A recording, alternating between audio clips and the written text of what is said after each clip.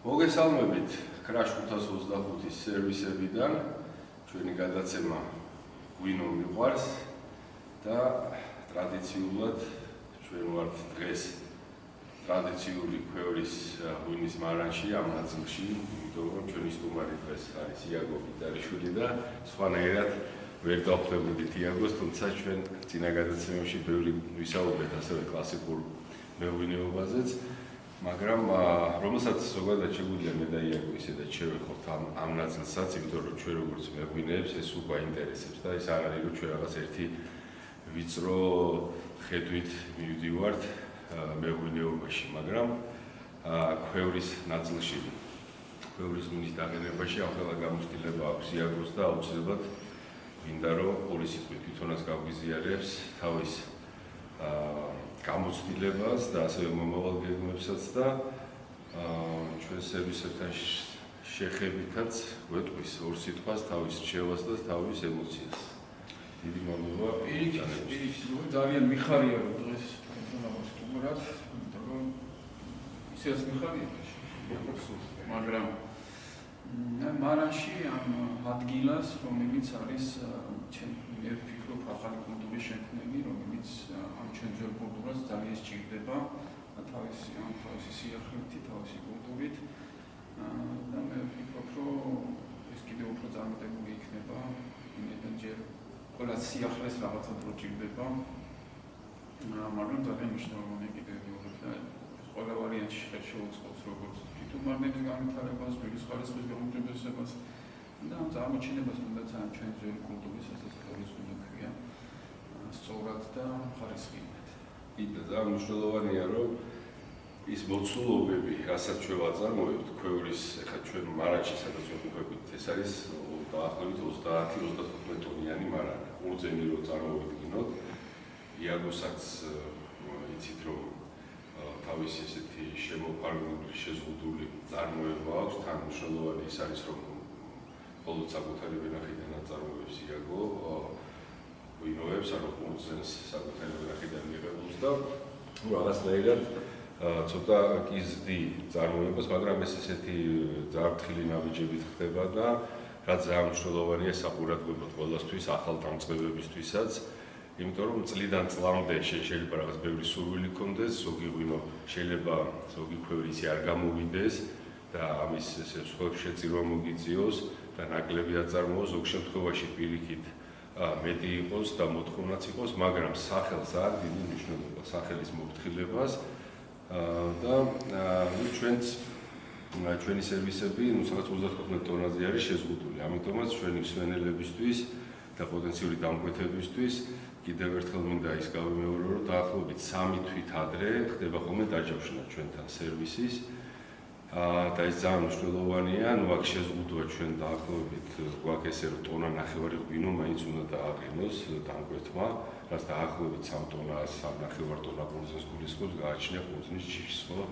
და აუცილებლად ჩვენი ტონა 400 ტონა 500 ლიტრიანი ქვევრები, ორი ქვევრი უკვე მისთვის მოკავებული უნდა იყოს, რომ ეს სადოღრებიც დაუტოვოს და ეს ორი ისეთი პატარა ტექნიკური ჩართვა და ზოგადად მე მინდოდა რომ იაგოს ასევე ეთქვა ის პასუხისგებლობა ჩვენთვის ორი სიტყვით გაიჟღერებინა და ის ძალისხმევა თუ რამდენად ჭირდება ქვევრის მარანს მე არ განვასხვავებ თქვა კლასიკური მეღვინეობას თავისი შრომა ჭირდება, თავის მოვლა პატრონობა ღვინოს, მაგრამ ქვევრის ღვინოს კიდე უფრო მეტად მე ესე ვიტყოდი და არის შემთხვევები, როდესაც ველური დუღილებით უნდათ ხშირ შემთხვევაში წარმართონ დუღილი, ამას კიდე რამდენად მეტი სისუფთავე ჭირდება, რამდენად სისაღლე ჭირდება ყურძნის, ეს ძალიან მნიშვნელოვანი ნიუანსებია და ორი სიტყვით, რახან მარანში ვარ იაგო თუ გვეტყვის და შემდგომ საინტერესო საკითხებს გავაგრძელებთ, უკვე გადავინაცვლებთ. კი, ტექნიკური მხარე, რა თქმა უნდა, ორივე მიმართულება შეიძლება ქონდეს, მაგრამ ქვევრის ღვინოს განსაკუთრებით მეტი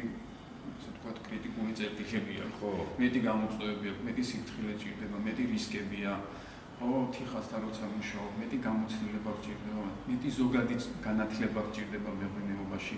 ახლა ხშირ შემთხვევაში მე მაინც ვიძახებ, ადამიანი მაინც თავის საკუთარ შეცდომებზე სწავლობს სულ. ხო, ყველაზე განსხვავებული მაინც ეგ არის, რაც არ უნდა სხვისი გაიზიარო, რა თქმა უნდა, შედარებით ნაკლებს უშვებს მე შეცდომებს, მაგრამ მაინც ესე უწევს ხოლმე. ამიტომ თან ეს ისეთი რამეა, რომ მithumetes პატარა წარმოება რო არის, ახლა მე ჩემ საკუთარ თავზე გამოცდილი მაგალითად შეიძლება 3-4 ქვევრი ქონოდა წლის განმავლობაში და იქიდან რომელიღაც ერთი ქვევრი არ გამომდგარა. ხო, რო წარმოიდგინე რომ ხელა ასე ვთქვათ, აი ზარალი ხსხებს შეწირვა, უფრო მომეწონა შენიდან დათქვა ვიღაცა თქვი მართლა ეგ არის ხელა. ხო, კან იმას ვერ შეიყვანკუპაში. ამითი ვერ გადაფარა პირიქით შენ არსებობდი კარგი ღვინოს დააძინებ ეს ორჯერული უთხი ეს ამბავი და შენ შემთხვევაში ან გამოხდა უწევთ ამ სითხის ან არ ვიცი რაღაცნაირად სხვა მიმართულებით. გახსოვს ესე ხელახლა რომ დაიწყო ჩვენთან ქარის ქვეყნის ღვინის ასეთ პოპულარიზაცია, რამდენად დიდი გამოწვევა იყო ეს ჰიგიენური სიტუაცია, ხო? ეხლაც რჩება, მაგრამ შედარებით ასე ვთქვათ, უკვე რაღაც გამოცდილება უკვე აიღეს ხოლმე. მნიშვნელოვანი, ძალიან მნიშვნელოვანი ეს ამბავი, მით უმეტეს აქ, როდესაც ესე ხდება ყველაფერი ერთი თვალის შემოსვლითაც ეთყობა, მარანში შემოდგა საჩერებით. მნიშვნელოვანი, თან მით უმეტეს იცი რომ სტუდენტები ყოველ წელს ჩვენთან მონაწილეობენ ამ პროცესში და თავიდანვე აი ძალიან ორად ეს სკრუპულოზულად გვინდა რომ ეს ნიუანსები აუხსნათ მათ და აი პირველი წელი ვიც ახლა ვთქვათ სულ ახალბედაა და პირველი რთველია ხოლმე მათთვის ხშირად მეუსვა ხას რომ აი სულ სისუფთავე ეს და თან ვატყო მაგნების ყოფას ხო იცი ზოგმა შეიძლება იფიქროს რომ აუ მე ხა ორი თვე აქ მოსული ვარ მეთვის რომ ასუფთავე ეს ვერეცხო და მაგრამ უმეტეს შემთხვევაში პირიქით მოყვებიან ამას ასრულებენ და მე ხედავენ რომ უცბად შევდივარ და საერთოდ სხვა ფორმატია დეგუსტაციას ვატარებ. იქ უცბად ჭაჭიდან მოხსნა რაღაცა ნელ-ნელა ხვდებიან რომ ეს მარტო ეს არ არის, მაგრამ ყველა ამ პროცესში და ენერგიულ პრაქტიკაში რომ სისუფთავეს ხას უსვავ, ამას ითავისებენ და ეს მე მგონი ეს შენ მარანშიც ძალიან ისე არის. ფევრი უნიკალური ჯურჯელია რომ რეცხვა სიმხილარ ადგილი უჭირავს რომ დანარჩენ ბევრ რამეს თვითონ ასე ვთქვათ ეს მიწაში ჩადგმული ფევრი შეიძლება გააკეთოს მაგრამ და მე ხარისხი უკვე ყურძნის და კონტროლი რაც ყველა ფაქტობით რომ 85% ღვინის ხარისხი მაინც განისაზღვრება იმ მიწიდან, იმ ვენახიდან, როგორი პრაქტიკაა ჩატარებული ვენახში, სწორად მოკრეფილი ყურძენი, თავის კონდის ამ ყველაფერს ნიუანსები, ანუ მეღვინე მე შენი მომენტი ძალიან მომწონს და ყველა მეღვინესი იმის, რომელიც მაქსიმალურად მე დროს უთმობს, შეიძლება საკუთარი ვენახი არ ქონდეს და სულ ვენახში ვერ იქნება მეღვინე, მაგრამ ყურძნის მოკრეფის მომენტს რომ წვიტავს მეღვინე და თანამონაწილეობს და ჩვენ ესე გვიწევს, აი წარმოიდგინე, თქვა 10-11 დამკვეთი, ზოგ შემთხვევაში თავისი ვენახიდან მოყურძენი, ზოგი ჩვენ უნდა შევუჩიოთ. ანუ რამხელა პასუხისმგებლობაა, რომ ზოგჯერ ჩვენი დამკვეთის ვერ ახერხებს თვითონ ჩამოსვლას, ან დრო არ აქვს, ან რაღაც, მაგრამ შენ იძულებული ხარ, ანუ ჩვენი გუნდი იძულებულია რომ ჩავიდეს, ვენახი შეამოწმოს და რამდენჯერმე გიწევს, სანამ გადაწყვეტილებას მიიღებ, მე ამინძეც დამოკიდებული ხარ და ეს თქვით, ერთი ადამიანის, ერთი კონკრეტული ყურძნის დაგეგმარება იმდენ ძალისხმევას მოითხოვს რომ და ესე მიუყვებით და ჯერჯერობით ვართმევთ ამას თავს, ვიხარია რომ ჩვენთან ერთად ხარ იაგო, მადლობა და გადავინასოთ ახლა ჩვენ და თან დავაგემოვნოთ ღვინოები და თან გავაგრძელოთ კიდე ჩვენი საუბარი.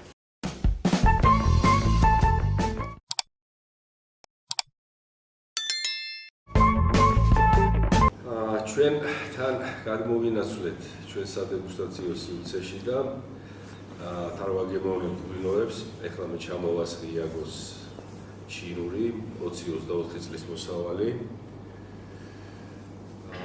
ვიცი ორი სიტყვით იაგოს დამახასიათებს თავის ღვინოს ან გამოცდილებას კიდევ ერთხელ, იმიტომ რომ ყოველ წელს მაინც ახალ-ახალი გამოცდილება და ახალი ნიუანსებია. ხო იცი ჩვენ სულ სწავლობთ მეღვინეები რაღაცას ვიღებთ გამოცდილებას, ისე არ არის რომ ვერთმა დაიფაროს ეს იყოს რაღაც რუტინა, რომ აი მოვიდა რთველი, ახლა კიდე დააყენე ღვინო ისა. სულ სხვა ემოციებით და სულ სხვა გარემოებით ხდება ყოველ წელს, ხო, დამეთანხმება. ყოველი წელი ახალი გაკვეთილია. ისეც რომ ყოველ წელს მაინც ფიქრობ, რომ რაღაცა უნდეს იცი რაღაცა. ყოველი შემდეგი წელს კიდე რაღაცას აღმოაჩენთ, დეტალს არ არსებობს ესეთი. აი მაგალითად თუნდაც 2024 წელს მოსავალი, მაგრამ ესეთი რია ჩინური მე ჯერ არ მქონია თბილისის ისტორიის განმავლობაში, იმიტომ რომ თუმცა 7 თვე ჭაჭაკ მაგის გათვალისწინებით ვიძახი, რომ 7 თვე თავის ჭაჭაკებზე. ეგ უფრო მოგესწავლის ყურძნიდან მომდინარე წელი. ეგ გასაგებია, რომ ბევრი იგივე ხდება, მეღვინე იგივე ხდება. და ზოგადად ჩვენ შემთხვევაში იქაც ვისაუბრეთ ვაღიარებთ იმას, რომ ვენახი არის განსაზღვრელი ფაქტორი ხარისხის. უბრალოდ მე მინდა რამე შეცდომა არ უნდა დაუშვათ და არ უნდა გააფუჭოს ეს ხარისხი. მაქსიმუმ ეს ვევალება მარანში ჩვენ ყოველ შემთხვევაში. და ასეთ შემთხვევაში, როდესაც ვენახზე და საუბარი ყოველ წელს განსხვავებულია მაინც ჩვენი არასტანდარტული, არამედ ისეთი, როგორც წელიც იყო. ვინაიდან ბუნებრივი გუნდთან აქვს საქმე და ნაკლები ჩარევა გვიწევს და შესაბამისად, ამიტომაც არის ესეთი განსხვავებული მაგალითად ფერი 2024 წელი ზოგადად არ იყო მარტივი წელი განსაკუთრებით კახეთისთვის ძალიან ფართოდ იყო გავრცელებული მაგალითად ჭრაკის დაავადება. ჩვენ კახეთში გვაქვს მანავში უწამე და იქ საკმაოდ რთული სიტუაცია, თუმცა ქართლში უფრო უკეთესი სიტუაცია იყო ამ მხრივ.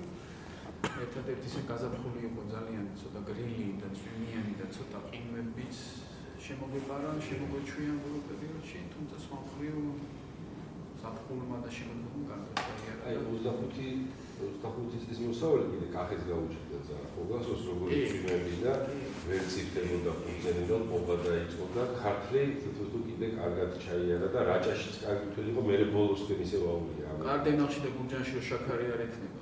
და სიტყვა არ ექნება. 19 რო ვერასწრებოდა. კაცეთელი ახლა წარმოგიდგენია ესეთი წელი, მე არ მახსოვს მაგალითად კახეთის ფუნქციონი. როდესაც ალბათ იქნებოდა მეორდება ხოლმე.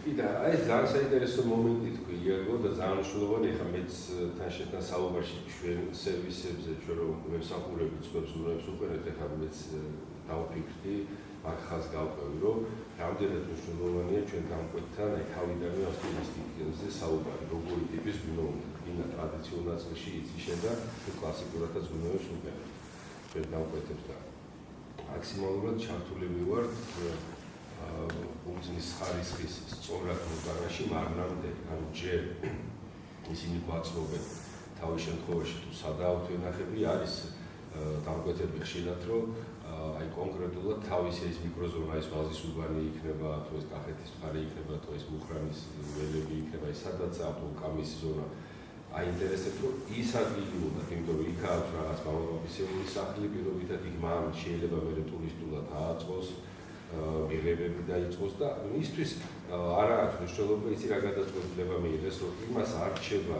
დრო შეიძლება იმდენი გამოცდილებაც არ არის და ის შეცდომები რაც შევთქვი და რაც ჩვენ ახლა უკვე ათეული წლებს ვიტყვით მეღვინეობაში ვართ მაგრამ მაინც ისე ვარ სულ ყურადღებით სულ სიფრთხილით და ეს შეცდომა ახლა ყველას რაღაცა შემომოუდეს თუმცა ეს ის დიდი შეცდომა არ უნდა იყოს რომ ერთად დაიხოს ხა სოფლიოში რაზეც ყველა თავდებით, ხო? ეს ღვინის ოჯახი, მეღვინეობის ოჯახი, ის ძიმე დაავადებები არ უნდა იყოს, თორემ მე არანაირი ყველა ნატურალისტი იქნება მეღვინე, ველური დუღილით წაიყვანს, თუ აი რაღაც საინტერესო და მარკეტინგულად და შეიძლება მეცნიერულად აღშდებოდეს მოიფიქრეთ, ყველაფრის მომთ რომ ის ძირითადი რაღაც 7-10 პარამეტრი ახლა რომ ძმარმჟავა არ იყოს და დაძვალებული რო არ უნდა იყოს, მინოთ დაჟანგული არ იყოს და აი ეს შმოლის ტონი რაც ძალიან პრობლემურია მით უმეტეს, როდესაც ტრადიციული და ქვებთან შეხებაში გაქვს. მე არ მინდა ამ დეტალებს ესე ძალიან ისე გავყოთ, ჩვენ ვერ მოვჩებით ამაზე საუბარს, მაგრამ ხას უსვა რომ მაგას აქვს ძალიან დიდი მნიშვნელობა და ამიტომ აი ეს შენი გამოცდილებითაც ჩანს ყოველ წელს რომ აი ის არის თავარი რომ შეიძლება ის ბუნება არ მოხდეს იმ წელს ისეთი გრადობა და აი ზუსტად ისეთივე წელი როგორც წინა წელს, მაგრამ შენ იმის მაქსიმუმი უნდა გამოიღო, რაც მოხდა ბუნებამ, მით უმეტეს შენ შემთხვევაში შემომავლილმა ვენახმა და იმ პრაქტიკამ, რომელსაც არ მოაკელი არაფერი წლის მანძილზე, ან სხვა ვინც იქნება და მარანში უკვე სისუფთავი შენი აი ესეთი მუხშაუხელი შრომით მეღვინემ მაქსიმალურად უნდა მიიყვანო იქამდე რომ იმ წელს რაც მოხდა ბუნებამ და წლის მოსავალი ის აქციურში საინტერესო ღვინოთ რომელიც მე მთელი წელი უნდა შენ სახელს ემსახუროს გაიგაგებით და იმან უნდა გასახელოს ან იმან უნდა გამოიწვიოს შენთან ტურისტის მოსვლაც და ასე შემდეგ ხო ესა ბოლოს ადამიანები ეს შექმნეს სიამოვნებისთვის, ხო? იმ ადამიანის შენ ღვინოს სვავს, ეს სიამოვნოს ამით ემოციური უნდა იყოს ეს მისთვის და ამით ახლა შენ ბედნიერი რა თუ ამას ვერ აღწევ შეიძლება შენი შეცდომით იყოს, შეიძლება წელიც იყოს, ხო, მაგალითად 2025 წლის მოსავალი 60% დავკარგეთ ჩვენ ღიმის შედეგად, ხო? კონდე ესე წლები არც ერთი ბოთლი არ აქვს. ვინახის გამო და 6 წელს მაგალითად გავედინა არც ერთი ბოთლი არ ჩამოგვისხია, ხო? ყოფილა შემთხვევაში როგორც წევრი რაღაც ფევრი არ გამოდივარ, ხო? ანუ უკვე შენ თავსთან პირველ რიგში პატივს და არც შეგიძლია სხვანაირად, იმიტომ რომ ისე გიყვარდება ეს საქმე, თვითონ როცა შენ სახელთან არის ასოცირებული, რომ უნდა იყოს ისეთი, რომელიც მიანიჭებს ადამიანებს სიამოვნებას და ემოციებს გამოიწვევს მასში. და ეს არა მარტო მე ბრენდისთვის კონკრეტულად ან მოჯახის ან კომპანიის სახელი, არამედ მთელი ქვეყნის სახელია. საერთოდ ამ კულტურის და ტრადიციის სახელია, რასაც ქვევრის გუნდი დაყენებაა, რაც იუნესკოს აღიარებულია და ამ ყველაფერს როგორც ჩვენ ლაპარაკობთ, რომ ჩვენიდან თველოდე მეღვინე სულ უნდა ესე ყურადღებით იყოს თავის მარანში რა ხდება და როგორ ესე უნდა იყოს მთელი დარგი და ქვეყანა, რომ ამ ტრადიციას მოუწყდეთ. იქ ქვევრების წარმოება იქნება, ხარისხო ქვევრი იქნება, დაავადებული ღვინო იქნება, თუ რაღაცა მეტი და მეტი კონტროლი ეს მევფიქრობ პირველ რიგში ჩვენ თვითონ მეღვინეებმა და ღვინის სფეროში, არა მარტო მეღვინეებმა, ღვინის ბიზნესში მონაწილე ადამიანებმა უნდა ეცადონ ეს დავაწესოთ. ჩვენ თავს ვერ დავუწესოთ პირველ რიგში, ვიდრე სახელმწიფო და ასე შემდეგ. მე მგონი ავსტრალიაში ახალ მსოფლიოში რომ მიდიხარ, იქ სახელმწიფოსაც სხვანაირად აქვს მოწყობილი, ვთქვათ, საინტერესო მიმართულება, რომელსაც მე ვენახეები, ერთი ბორდი, სიტყვაზე ბორდი არ მინდა ვიხმარო სიტყვა, ესეთ საბჭოს ქმნიან, ხო? სადაც სახელმწიფოს მონაწილეობს, მაგრამ პროფესიონალური ორგანიზაციები და რაღაცნაირად მაქსიმალურად ისინი იცავენ ამ თავის ხარისხს, თავის კულტურას, ჯიშურ შეიძლება იმ ხელა მრავალფეროვნებათან არ გქონდეთ როგორც ჩვენ გვაქვს, მაგრამ რაც აქვს, აი იმაში უნდათ რომ იყვნენ პირველები. და ახერხებენ ამას და ეს ძალიან მისასალმებელი ხა ეს რატომ მოვყვები, რომ ჩვენ შემთხვევაში, როდესაც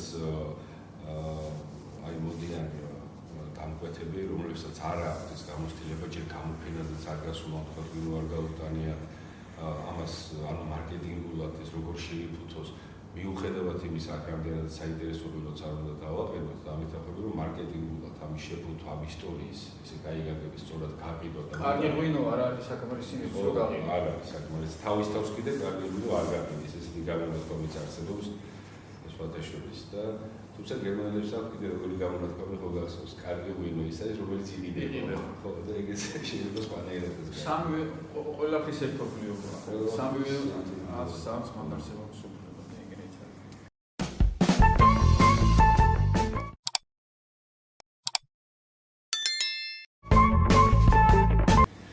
მე მინდა ორი სიტყვით რა გავიაზრო, იცი, აგორა ჩვენ სვენელსაც გასააზრებლად რამდენად გართულდა და გაძვირდა და როგორ ფუფუნებად იქცა საერთოდ საკუთარი ღვინის ბრენდის შექმნა და ქონა. ანუ რა გულისხმობ ამაში ორი სიტყვით, რომ რამდენი ამხელად რომლებს. ესე იგი, ადამიანი, ეს არ ვიცი, შეიძლება თუ ოჯახის წევრები უნდა იყოს ჩართული, არ შეიძლება თუ დამატებით მეღვინეს ან სწავს დაიქირავებ. მეღვინეობაში ჩართული იყო, ჯერ მარნის მშენებლობაში, მერე მეღვინეობაში. ну ვენახი თუ საკუთარი არ გაქვს, თუ საკუთარი გაქვს ჩათვალე რომ თუ აღარ გაქვს, ვეღარ გამოდიხარ ვენახიდან. მაგრამ თუ ფუძე უნდა იგიდო, იმასაც არანაკლები სირბილი და ძიება ჭირდება სწორედ მოძლის შემარნამდე მოტანას. მერე მეღვინეობა და მერე ჩამოსვლის პროცესი, დიზაინი, ეტიკეტი, მარკეტინგი გამიდოდი. ერთი ძალიან დიდი სფერო არის ეს და მე აი შენი გამოცდილებით რა მინდა შენ რა კუთხით შეხედო. აი თქვა ჩვენთან რაც ხდება, მოდიან ჩვენი დამკვეთები არა მარტო თავის ღვინოს, არამედ სხვების ღვინოებსაც ეცნობიან. შეიძლება აზრადაც არ მოსვლა, რომ თავგვარი როზე მოვიდა ადამიანი, ვიღებითად უნდა რომ ხიხვი და მწვანე კახური და ტრადიციულად დავაყენოთ ჩვენთვის და კლასიკურად თქვა დავჭერეთ ჩინური გორული მწვანე. ამ დროს დაახლოებით 14 კურდნიჩისთან მიწევს ყოველ წელს მუშაობა 4 რეგიონთან და იმდენ მრავალფეროვნებას აქ ნახულობს ეცნობა და ჩემი აზრით აი ესეთი ტრაფიკი რა სიტყვაზე ამ სიტყვას ვიხმარდი, ისეთ საინტერესო გამოცდილებას აძლევს და თან ჩვენი ფილოსოფია რაც არის შენ კარგად იცი ეს და ჩვენს ბევრში ხშირად ვისაუბრია, რომ ერთმანეთის კონკურენტები კიდე არ შეიძლება რომ ვიყოთ ქართველები რა პირიქით. არა მარტო წარმოებაში ერთმანეთს ხელი შეუწყოთ, მე კიდე უფრო მესვეტყვი რომ კაპიტლებშიც უნდა ვიცადოთ რომ ერთმანეთს ხელი შეუწყოთ. ეს არავის არაფერს არ დააზარალებს პირიქით თუ ერთი მეორეს არ მიეხმარება. ესეთი გამოცდილება შეიძლება იყო მცდელობები, რაღაც კავშირები ერთი ბრენდის ქვეშ გაერთიანება. ეხლა მე ძალიან ბევრ სფეროს შევეხე, მაგრამ შენი გამოცდილები და ხედვით მაინც როგორ ხედავ პრობლემებს? იცი რა, ჩვენ საკუთარ თავზე გამოვიარეთ, ასე ვთქვათ, და შეიძლება ჩვენი გამოცდილება ვთქვათ, ეხლა ეს შეიძლება არ შეიძლება იყოს აქსიომი, რასაც ვთქვათ, მაგრამ ყოველ შემთხვევაში. აი, მაგალითად, მე ძალიან მიგვირდა, როდესაც აქტიურად დავიწყეთ ევროპაში, მენოდებში ვიზიტები, გამოყენების შემდეგ ან ჩვენი მეგობრები გავიჩინეთ და ასე შემდეგ, განსაკუთრებით აი საფრანგეთში უფრო ხშირად ვიწერდა ხოლმე და ვიწერს და სულ მიგვირდა, რომ ეს პატარა მარნები ზოგადად, ესეთი პატარა მარნები, როგორც ჩვენთან იყო, მიკრო მცირე მარნები, არ იყო. აი, მიუხედავად იმისა, რომ ნატურალურ ღვინოს და ბუნებრივ ღვინოს აკეთებდნენ, მაინც შედარებით, ახლა ეს დიდი საწარმოო ქარხნები არ იყვნენ, მაგრამ შედარებით მაინც დიდი მარნები იყო და ეხლა ხო ვერ კითხავდი ამას, მაგრამ აი ამ წლების განმავლობაში მივხვდი იმას, რომ უბრალოდ აი ესეთი მცირე მარნები იქ ფაქტიურად ვერ იარსებდნენ. ხო, იმენად რთული და ძვირად ვიღებულია ეს ყველაფერი. რაში იყოს ეს მოდის ჩვენთანაც ნელა ჩვენთანაც მოდის, მიუხედავად იმისა, რომ აქამდე ხო, მარტივი იყო უფრო, ხო, მაგალითად შეიძლება რაღაცა 500 400 ჩამოგესხა 200 და ძალიან კარგი იყო ამან შექმნა რაოდენობრივად შეიძლება არ იყოს ასეთოს, მაგრამ ბუმი გაჩნდა მისი და ეს ერთის მხრივ კარგი იმდენ, რაც მეტი ადამიანი ამას ჩართული, მეტი გამოცდილება, მეტი კონკურენცია, მეტი ინტერესება ვიღაცა, მეტად პოპულარული ხდება თვითონ ქვეყანაში ეს დარგი, ამდენი ფესტივალები გაჩნდა, ამდენი სასწავლებლებია, ღვინის ბარებია და ეს კულტურის შემადგენელი ნაწილი. ამის გარეშე რაღაცა 4-5 მარანი ამას ვერ ქმნის რა ქვეყანაში ზოგადად. ეს ძალიან კარგია, მაგრამ თანდათან ახლა უფრო ეს ვინაიდან უფრო სერიოზულად მიღება გინდა, ხარისხზე მუშაობა გინდა, ვენახიც გინდა, მარანიც გინდა, მაღალი ხარისხის ღვინოც გინდა. მე არის ახლა 20 წელია უკვე ამ საქმეში ვარ და ჯერ კიდევ ბევრი რამე ის არ მაქვს, რაც მე მინდა. და მაგრამ ძალიან მნიშვნელოვანია ის გახსენია, რომ ეს ძალიან მიზანმიმართულად ესე დასახე ექსპორტი და ექსპორტზე გასვლა. როცა ამას შეუცეთ დაიწყება 15-20 წლის წინ. 2006-ში 20 წლის წინ. ამის ამაზე ბევრი ვერციფიკრა და ჯერ ერთი იმდენად გაჯერებულია ისეთი პატარა საქართველოს ბაზარი, რომ მე მეთქოდი რომ ვერც გათვლი ამას ეხაში. ელემენტარული 1000 მოსავალშევი შეხვიდება ის მრავალი კომპანიის უნაროდ რომ გადაცვალო, მე ეს ყველა მინდა გავსვიდო, შეიძლება ცხოვრება არ იყოს ვერ მოვასწავლებლობის გასაგებად. ანუ ამით იმითქამდა რომ რატო უნდა გადაწყვიტოს ადამიანმა შენი ღვინის ყიდვა, ეს ერთი და როცა ხელად დიდი არჩევანები და მეორე ძალიან პატარა ბაზარია. ექსპორტი ჩვეულებრივ კერძო საფრანგეთი და ასე შემდეგ ახსენებ 30-50 მილიონი მარტო თავის ქვეყანა ეყოფა იმისთვის, რომ თან მეორე კიდე ერთი მომენტი რომ მოწესრიგებულია ჩვენ არ შეგვიძლია ესეთ ამ საკითხად შევეხოთ, რა გაგებით გულისხმობ, იგივე ეს ღვინის მაღაზია იქნება, რესტორანი იქნება, სადისტრიბუციო ქარხნის უნარიანობა, ეს ყველაფერი ისეა მოწესრიგებული, ისე ეხმარება წარმოების მიტანხმები, რომელიც ჩვენ ძალიან გვაქვს ჩვენ ქვეყანაში. შიდა ბაზარზე აბსოლუტურად გეთანხმები, იმიტომ რომ იმდენად პატარა ვარ, იმდენად ყველას თავისი ღვინო ხო აქვს, ასე ვთქვათ, ამ რეგიონშიც, ხო? აი ჩემი ამ წლების განმავლობაში დაგვიგებით იმედან ღვინის ტურიზმის აქტიურად ჩართულები თვალსაჩინოდ ჩანდა ტენდენცია ყოველწლიურად როდის იყო მაგალითად შიდა ბაზარზე მოთხოვნილება ქართულ ღვინოზე, როცა ისეთი ტურისტი იყო აქ ჩამოსulis, ვისაც აქვს ღვინის კულტურა.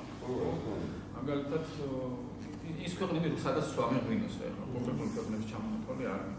მიუხედავად იმისა, რომ ყველა ტურისტი შეიძლება მნიშვნელოვანი იყოს, აი შიდა ბაზრისთვის, იმიტომ რომ ბოლო-ბოლოს უნდა გაიყიდოს ეს ღვინო, ხო, ბარში უნდა გაიყიდოს, რესტორანში უნდა გაიყიდოს, ხო?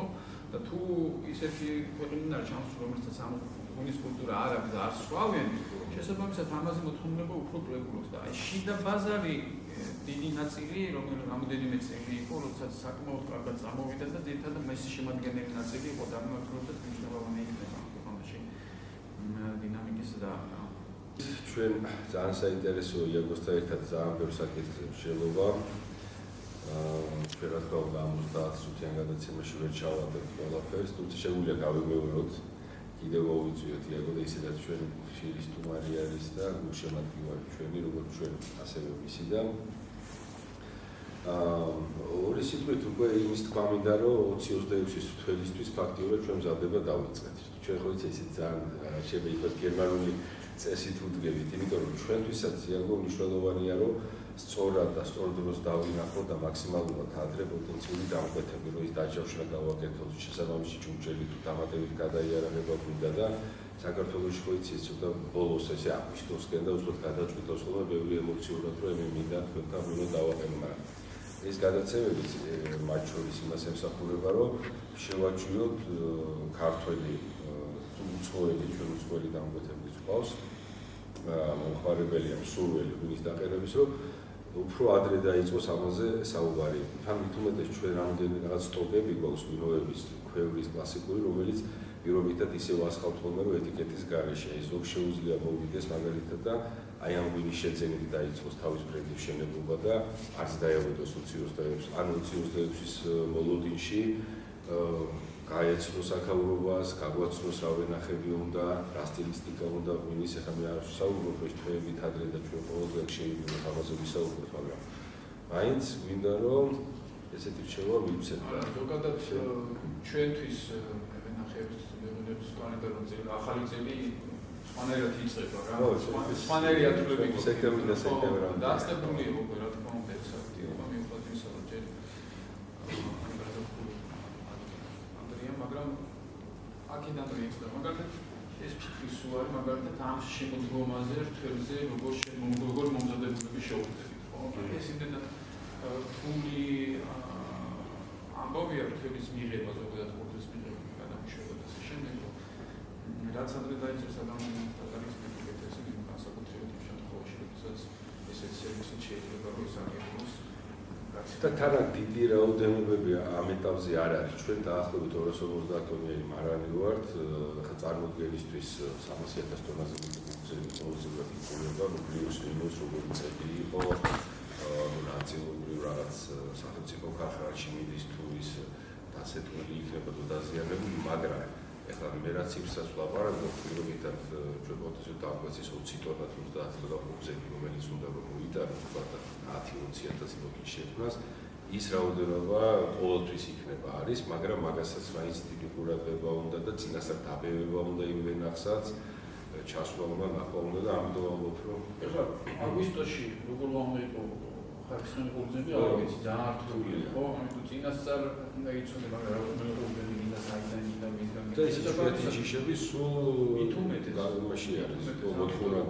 ამიტომ ეს საქმე უკვე იწყება და რაც ადრე დაიწყება მithumetes მათთვის ვინც ამას დაგეგმოს, იმიტომ რომ უფრო მომზადებული შეხვდება. ჯერ ხანდახან გეგმავდა, მაინც არ გამოდის ისე როგორც გინდა. როცა არა გეგმო წინასწარ დარემზადები შესაბამისად უფრო რთულია. ამიტომ ურჩევ ყველას წინასწარ დაგეგმას, მომზადდი ჩვენთან, თან დააგეგმოთ საინტერესო ვინოებს, ადგილზე ფიზიკურადაც გაეცნობით და ათვალიერებთ ჩვენ გარემოს და